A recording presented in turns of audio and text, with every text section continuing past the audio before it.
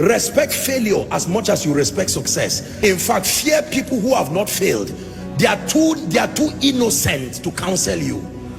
There is a requisite level of failure you must carry as a badge to balance your understanding in counseling people.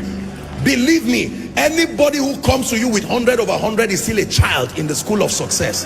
There is a requisite scar that gives you a balanced perspective. Have you failed enough to be able to talk to me? Don't tell me all the stories. I just prayed and the person was healed. I just spoke and they gave me an auditorium. You are not the person to counsel me. I respect you. Carry your results until you learn the other side of life. My goodness, there are people that have failed enough and they can talk to you. When they talk to you, they utter from their pain. Their pain has been turned to wisdom. Every sentence is a life lesson.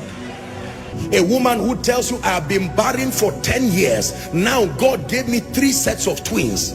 Forget the twins and learn wisdom. Don't just respect crowns, respect scars.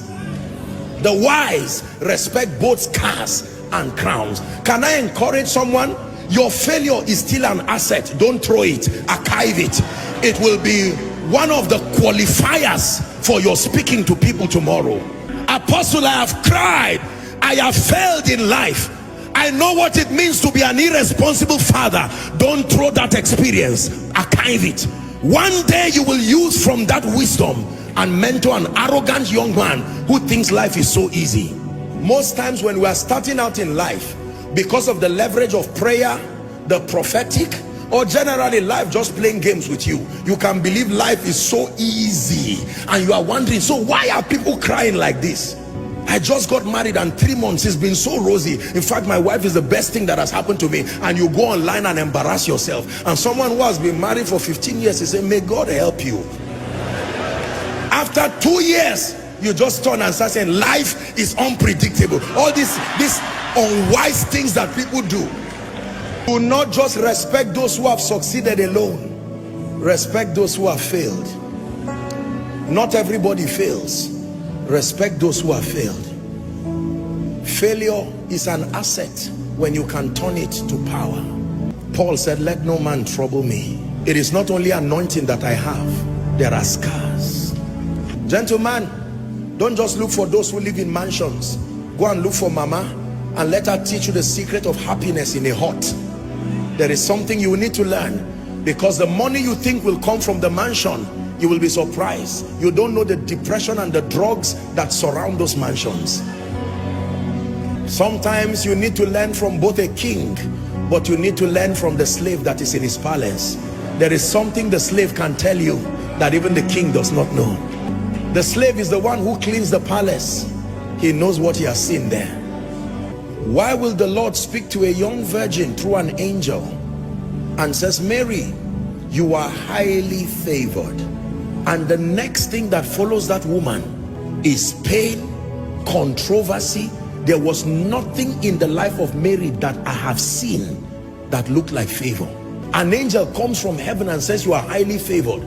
I would expect the king to call her and say, I had a dream. There is free land for you.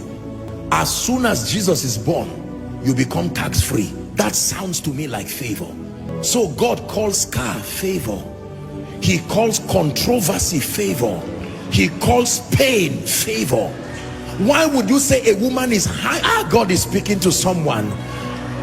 Don't listen, you may cry, but don't be embarrassed about your failures again. There is something about the speaking of God, that until you are at your lowest moment, there is something about the voice of God you cannot hear. There is a pain requirement to hear certain things about God. Tonight's message is very deep. For some of you, you really will not understand it this night. You are too innocent. You have been shielded by the sacrifices of others. You may not really understand this. There is a pain requirement that brings out the clarity and the purity of the voice of God. There is a way a man of God fails and fails and fails in ministry, that he goes back and he says, Lord, teach me. When he writes a book about the leadership of the Spirit, read it. That pain has purified any flesh and the need to make a name. It's gone. That is the reason why when people go through things and they come out of it, they usually come out with an anointing. Barren for 16 years, laughed at by people.